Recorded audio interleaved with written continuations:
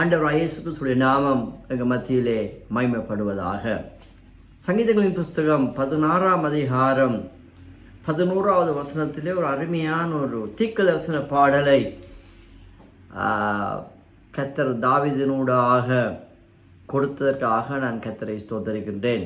ஆண்டவராகிய இயேசு கிறிஸ்து பிறப்பதற்கு பல ஆயிரம் ஆண்டுகளுக்கு முன்பதாக, கிட்டத்தட்ட ஒரு 1000 ஆண்டுகள் என்று சொல்லலாம், அதுக்கு முன்பதாக வாழ்ந்த ஆண்டவருடைய இருதயத்துக்கு ஏற்ற மகனாகிய தேவனுடைய பார்வையிலே பிரியமான பாத்திரத்தினூடாக கர்த்தர் ஒரு அருமையான ஒரு தீர்க்கதரிசன பாடலை கொடுத்ததை குறித்து நாங்கள் பார்க்கக்கூடியதாக இருக்கிறோம். அந்த வசனம் சொல்லுகிறது, ஜீவ மார்க்கத்தை எனக்கு தெரியப்படுத்துவீர். You will show me the path of life. Hallelujah.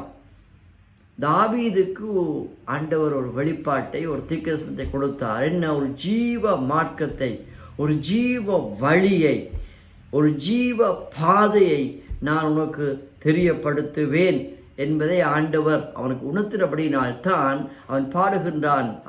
தீர்க்கதரிசனமாய் தனக்குள்ளே பாடியிருப்பான், தியானித்திருப்பான், வசனித்திருப்பான். என்னது சொல்லியா? ஜீவ மார்க்கத்தை எனக்கு தெரியப்படுத்துவீர். அதுக்கு பின்பதாக சொல்லுகிறான், அந்த ஜீவ மார்க்கத்திலே இருக்கிற ஆசீர்வாதம் என்ன தெரியுமா? உம்முடைய சமூகத்தில் பரிபூர்ண ஆனந்தமும். ஹல்லேலூயா. In your presence is fullness of joy.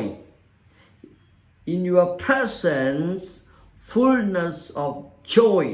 உம்முடைய சமூகத்தில் நீர் எனக்கு தெரியப்படுத்துகின்ற அந்த ஜீவ மார்க்கத்திலே இருக்கின்ற அந்த பிரசன்னத்தில், அந்த சமூகத்திலே இருக்கிறத அந்த பரிபூரண ஆனந்தமும் மாத்திரமல்ல, உம்முடைய வலது பாரிசத்தில் நித்திய பேரின்பமும் உண்டு என்று சொல்லி தாவீது தீர்க்க தரிசனமாய் பாடலை கொடுத்து பார்க்கணும். In your right hand there are pleasures forevermore. Wow.